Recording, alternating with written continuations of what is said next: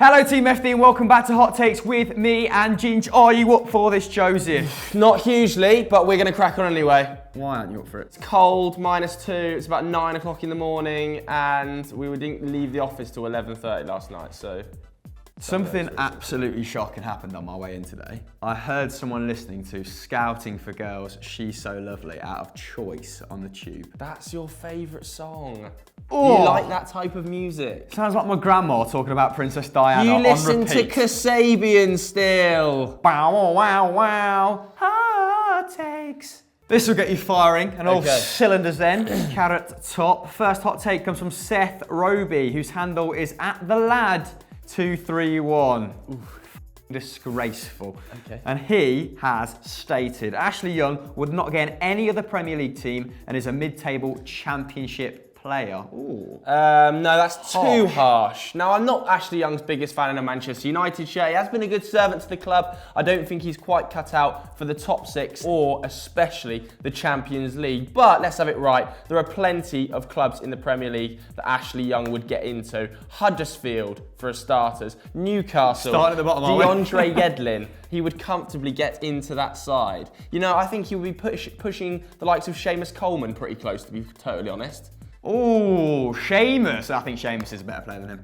Potentially, but not massively. A better defender. To say Ashley Young should be playing mid-table championship is a total disservice. So put some respect on a Premier League winner's name.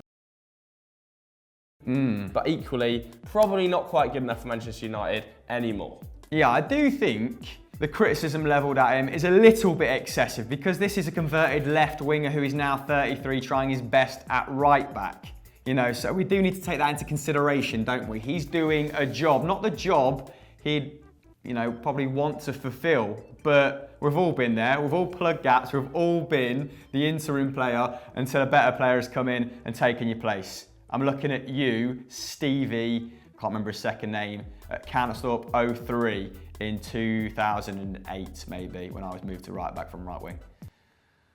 Never saw right wing again. Legs the size of milk bottles. Before our next hot take then, if you're not subscribed then, oh my days, what are you playing at? Go and click this lovely button as displayed on screen right now. Lovely animation by Kieran. Next HT comes from Chris Shuttler then, who may have supplied us with our headline question, our title question. Thank you for that, Chris. Props to you, mate. Jorginho is the worst transfer of the season. People digging out Jorginho, aren't they? Almost gleefully at this point. Every British pundit getting stuck into him, aren't they? Oh, here's a guy who just thinks, passing a lot is good enough. He doesn't even fly into tackles. What a sissy, what a Jessie, what's it called? Wilting, What's it called? Snowflake. Oh, that's the word I was looking for. Right. Snowflake was the word I was looking for. But you're going to kick us off with, something a bit more meaty. Yeah, I just don't think Jorginho's anywhere near it, to be totally honest. He's not had a good last 4 months. Okay, he might have been found out somewhat, but that's definitely partially the fault of Maurizio Sarri, his manager. As an individual, he's still a fantastic player. And there are much worse options out there. I hate to remind you, but Fred cost us 50 million. At least Jorginho has put together a few good games. Fred has struggled massively to even get in the squad at times. Thomas Lemar at Atletico Madrid cost over £60 million.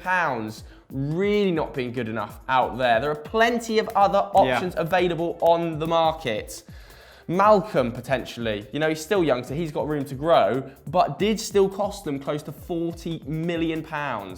So, Jorginho at 50, for me, is nowhere near it. No, not a lot of bad business being conducted by the big clubs across Europe this season. Everyone's getting a little bit smarter, aren't they? We're looking at, sporting directors. Lichtsteiner. Directors of football. People are generally making less mistakes than ever before. Fulham spent a fair whack, didn't they? A fair amount of cheddar coming up and haven't seen much ROI, which is return on investment, if you're sending a business email. Seri's not been great, has he? Although Mitrovic and Schürrle have been okay. Seri's been a huge letdown. Maybe the business they didn't conduct has let them down. Not strengthening that backline. Tim Ream, Le Marchand have been exposed at this level somewhat, haven't they? Despite bringing in a defensive-minded manager in Claudio Ranieri. So, yeah, some of their signings have still been pretty decent. Not really addressing the question, is it? I think Malcolm, bloody great answer, especially if he pisses off to China. That'd be quite a waste of talent, wouldn't it? Should have gone to Roma. Third H Tizzle comes from Kieran Jones, and he spells his name in a totally different way to our Kieran. Which is the best way to spell Kieran? Let us know in the poll just above. And he's asked Leicester, well, he's not asked, he simply stated this, and it's pretty horrific, to be honest. Leicester could compete for the title in France. I just want to come straight in with, have you seen the disparity between Manchester United and PSG, and then the disparity between Leicester and Manchester United? Miles away. Literally gulfs. This is such a terrible opinion. Awful. They would get nowhere near it. And you know one of the reasons they would get nowhere near it? Because they would lose all of the Premier League funding they currently get, which is nearly 100 million a year. They are still rich as I'm sure they are still rich as but so are Marseille, Lyon and every other team in France. They are. The trouble is that PSG are owned by a country and can literally do what they want with no regard for humanity. The disparity would be massive. Yeah. And you know what? They wouldn't even get close to the likes of Lyon, in my opinion. If you stuck Lyon's squad up against Leicester's on an even scale of spending, Leicester's is still quite a way off. You've got Marseille with a 70,000-seater stadium owned by a multi-millionaire, if not billionaire, in Frank McCourt, and they're still struggling for a Champions League spot. Yeah. Such is the competition in France at the moment. So was it 4 automatic places? Lille occupying second at the moment. They're flying with the likes of Nicolas Pepe, having a bit of a Leicester season themselves in terms of overperforming, but still got decent pedigree, haven't they? But if Marseille are struggling this campaign with the likes of Payet, Thauvin, two outstanding creators, great. Just no. This is just a no of an opinion. They would not. Where would they finish then? Where would they finish? I think they'd be challenging for Champions League places, sort of 4th and 5th area. Maybe 3rd. Absolutely miles off winning it. Like, what gives Leicester fans the right to think they could challenge PSG in Ligue 1? Wow, they won the title once. I mean, that is if Kieran Jones is a Leicester fan. Otherwise, he's threw them under the bus there. Are you a Leicester fan, Kieran Jones? K-I-E ran. Our penultimate hot take comes from FPL Robosaurus. Ooh. Better than the lad, 231. Okay, yeah, just a bit. Robosaurus, that actually makes me think of the debate we were having off camera. Would King Kong's poo be more equivalent in size to a Peugeot 206, which is my suggestion, or a human? There's no way it's only human size. Yeah, Peugeot 206 is some large. big dogs, some Great Danes have the size of a baby.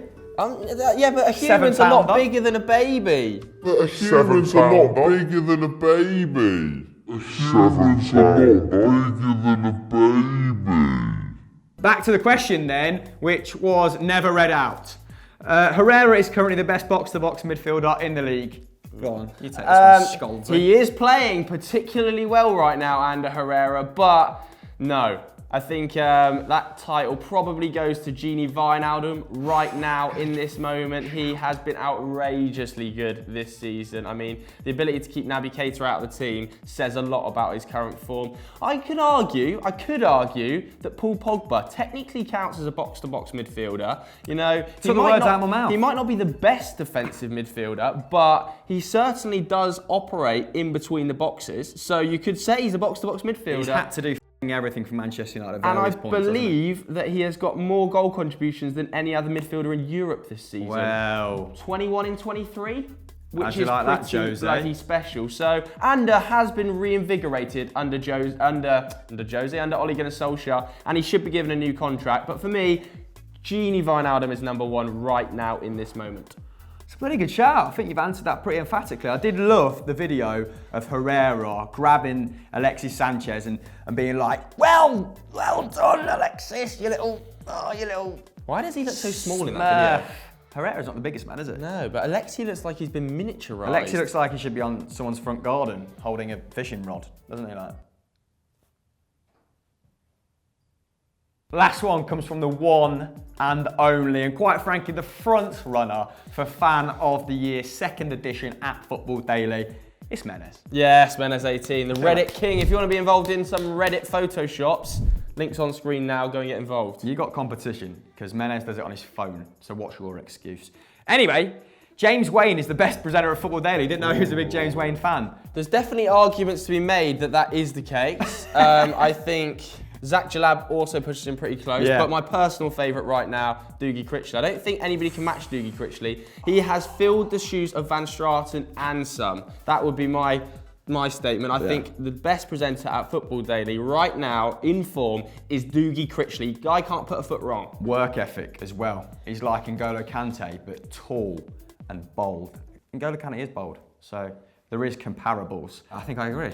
I think I agree with your summation, which is making me feel a bit uncomfortable. I've agreed with you twice in a row now. Ugh.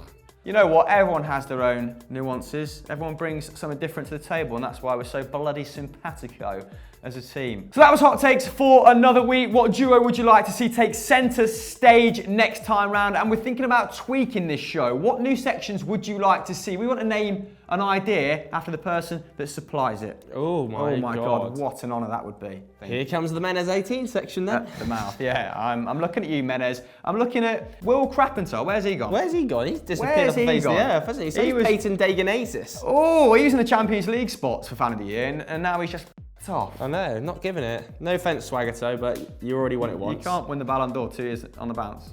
I mean, you can. Messi did it like 4 times, didn't he? Joseph, what else is on FD? There is plenty to look forward to. Coming up on Sunday, we've got the Football Social double-header, Manchester City versus There goes my weekend. Chelsea, Liverpool versus Manchester United. Hamill will be appearing on both streams, as will Luis Garcia. Yes, Lucha. the ghost goal himself. Yeah. Kieran, is that enough for 10 minutes worth of video? Yeah. Cool. Bye.